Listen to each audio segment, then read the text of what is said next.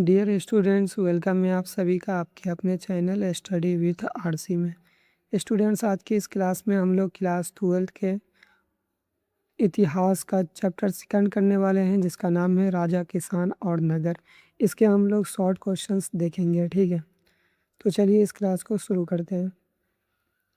First question क्या कह रहा है हमारा कि जेम्स प्रिंसेप का इतिहास में क्या योगदान था, ठीक है। जो जेम्स प्रिंसेप एक इतिहासकार थे, इनका इतिहास में क्या योगदान रहा, ठीक है। तो जेम्स प्रिंसेप 1830 के दशक में, कब 1830 के दशक में ब्राह्मणी और खरोष्ठी लिपियों को का इन्होंने अर्थ निकाला, ठीक है। कि ब्राह्मणी और खरोष्ठी लिपि जो लिखा हुआ है उसका अर्थ क्या है, ठीक है, जो इन चीज़ों में लिखा गया था, ठीक है। इस लिपियों का उपयोग कहाँ होता था, तो अधिकांश जो शुरू में आरंभिक अभिलेखों और सिक्कों को लिखने में किया गया था, ठीक है। इस लिपि का उपयोग अभिलेखों और सिक्कों में लिखने के लिए किया गया था, जो उस पर जो भी चीज़ लिखा जाता था।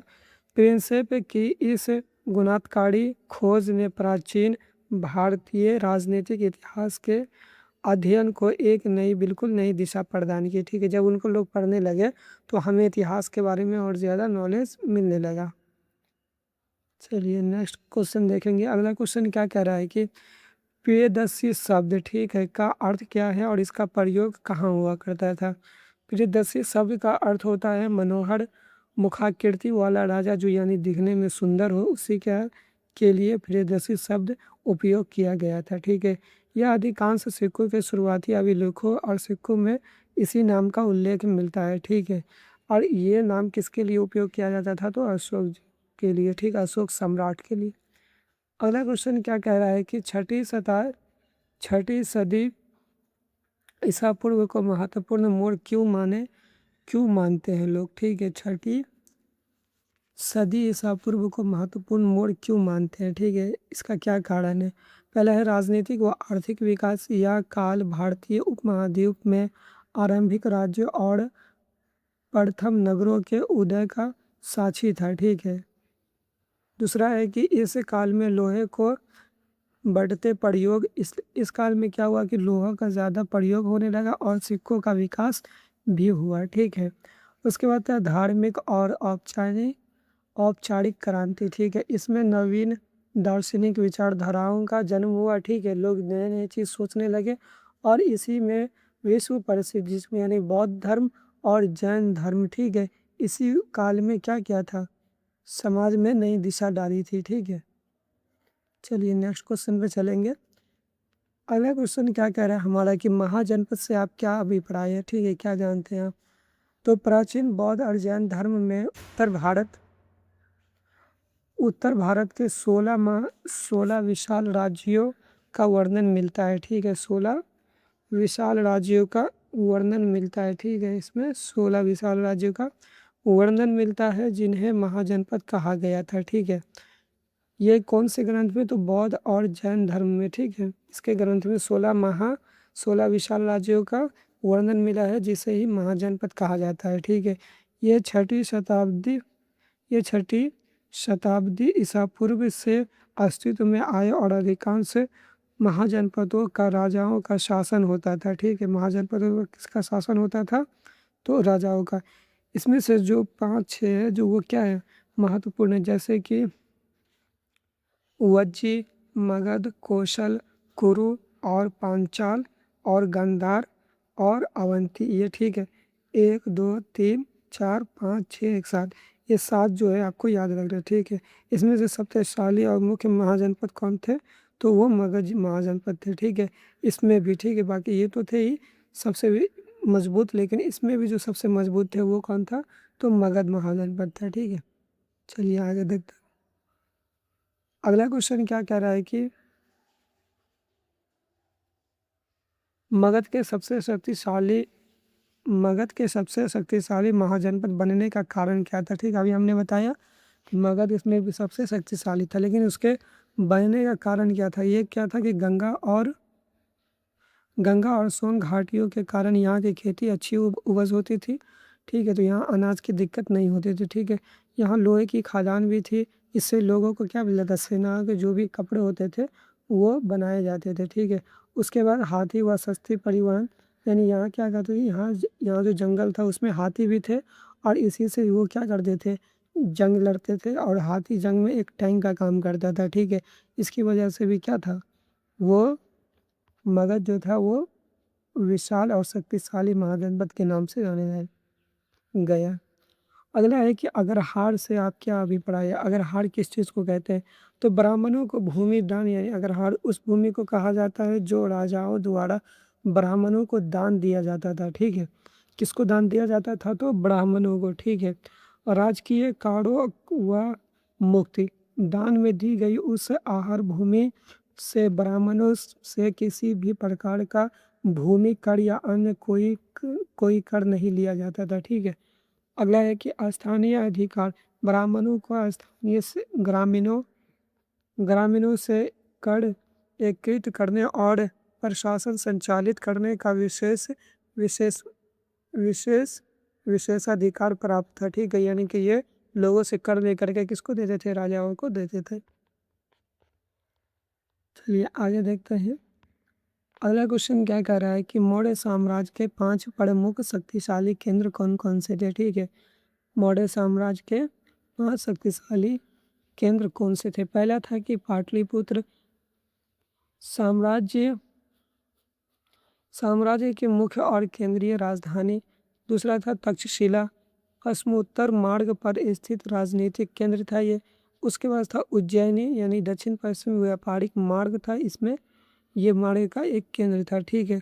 उसके बाद सब था तोसली, जिसे यानी कि पूर्वी भारत यानी उड़ीसा में यह स्थित का प्रमुख प्रांतीय प्रांतीय केंद्र था, ठीक है। उसके बाद था सुवर्णगिरी, ठीक है। सुवर्णगिरी यानी कर्नाटक में सोने की खदानों का दक्षिण केंद्र था, ठीक है। कर्नाटक में क्या था, सुवर्णगिरी था, ठीक है। तो ये 5 जो है वो मौर्य साम्राज्य के प्रशासनिक केंद्र थे। अगला क्वेश्चन देखेंगे। अगला क्वेश्चन क्या कह रहा है हमारा कि धम्म महामात्र कौन थे और उनका कार्य क्या था, ठीक है। समझिए, अशोक ने धम्म प्रचार सॉरी सदाचार और नैतिक सिद्धांत के प्रचार प्रसार के लिए विशेष अधिकारियों की नियुक्ति की थी, ठीक है। इसकी नियुक्ति की थी जिसका नाम कार्य जिसे धम्म महामात्र कहा जाता था, ठीक है। अशोक ने सदाचार और नैतिक सिद्धांतों को, ठीक है, उसी को फैलाने के लिए लोगों को जमा किया, और जिसे ही क्या कहा गया, धम्म महामात्र कहा गया, ठीक है। ये भी देख लीजिए। इस प्रमुख कार्य विभिन्न धर्मों के लोगों के बीच जाकर धर्म का उपदेश देना व समाज में शांति बनाने रखने था, ठीक है। अगला क्वेश्चन क्या कह रहा है कि सुदर्शन झील का संक्षिप्त इतिहास क्या है, ठीक है। सुदर्शन झील कैसे बना और किस तरीके से फिर उसका आगे प्रोसेस रहा। देखिए, निर्माण निर्माण कब हुआ था, तो मौर्य काल में। या एक कृत्रिम जलाशय था, ठीक है। या एक कृत्रिम जलाशय था। इसका निर्माण मौर्य काल में चंद्रगुप्त के एक स्थानीय राज्यपाल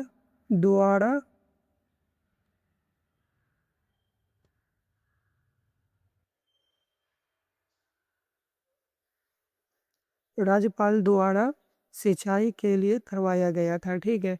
उसके बाद आया क्या फिर, रुद उदरदाम उदरदामन यानी दूसरी सदी। एक भीषण तूफान में झील टूटने पर शक शासक, ठीक है, एक मिनट, क्या था, दूसरे शक शासक रुद्रदामन ने अपने खर्च पर इसकी मरम्मत कराई और प्रजा पर कोई टैक्स नहीं लिया, ठीक है। उसके बाद क्या हुआ था, तो ये गुप्त शासक फिर आए 5वीं सदी में। 5वीं सदी ईसा पूर्व से गुप्त वंश के सम्राट ने भी झील के बांध की मजबूती के लिए इसकी पुनः व्यापक मरम्मत करवाई थी, ठीक है। अगर ये पूछा जाए कि सुदर्शन झील की मरम्मत किसने कराई, तो रुद्रदामन ने, ठीक है।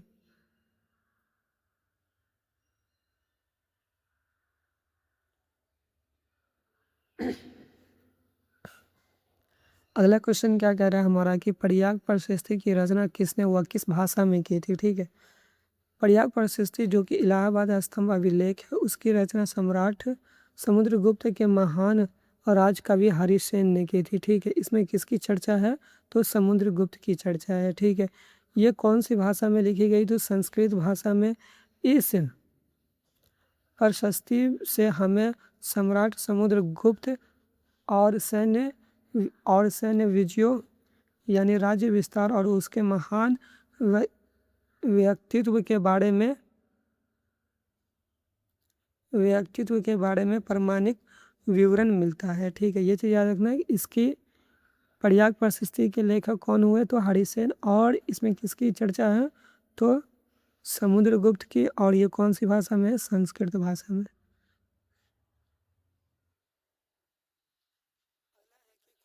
शासकों ने स्वयं को देवपुत्र क्यों कहा। ठीक है, कुषाण शासक ने देवपुत्र प्रजा की अपनी उच्च स्थिति स्थापित करने के लिए स्वयं को देवी देवताओं से जोड़ा। ठीक है, उन्होंने अपने आप को ऊंचा दिखाने के लिए देवी देवताओं से अपने आप को जोड़ा, इसीलिए अपना क्या शासक अपने आप को क्या कहने लगे, देवपुत्र कहने लगे।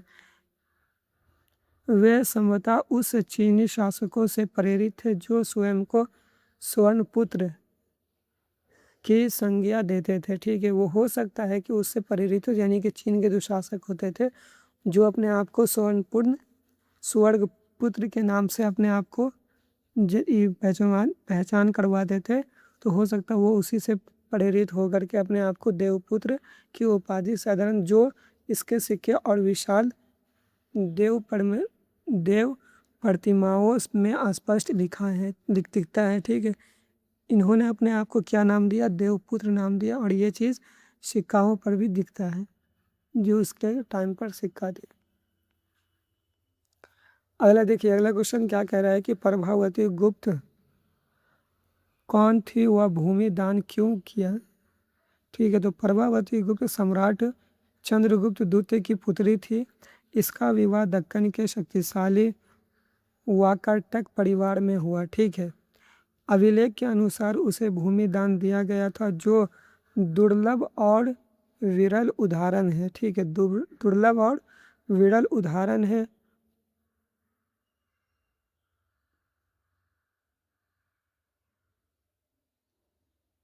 यद्यपि धर्मशास्त्रों के अनुसार महिलाओं को भूमि पर स्वतंत्रता अधिकार नहीं था। ठीक है, पर रानी के रूप में प्रभावती ने इस नियम का उल्लंघन कर भूमि दान किया। ठीक है, इन्होंने भूमि दान किया, कौन, प्रभावती ने।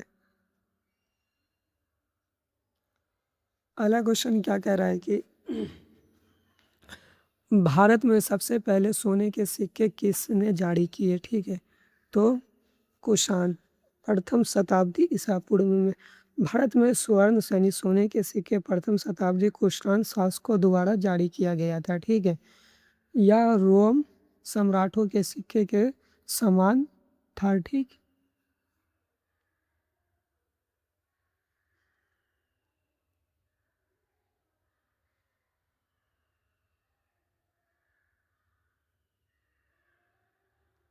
उसके समान था। इस स्वर्ण मुद्राओं में स्पष्ट होता है कि उस समय बहुमूल्य और दूरगामी व्यापारिक लेन देन सुगम रूप से हो रहा था। ठीक,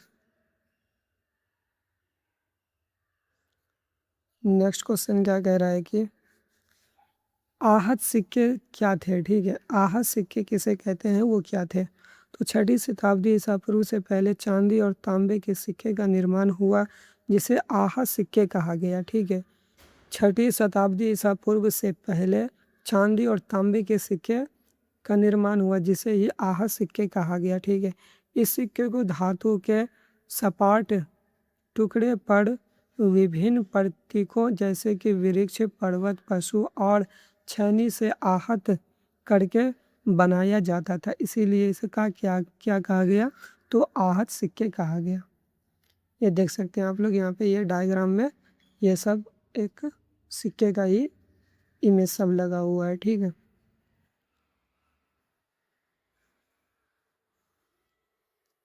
अगला क्वेश्चन क्या कर रहा है कि अभिलेखों के अध्ययन की क्या सीमाएं हैं। ठीक है,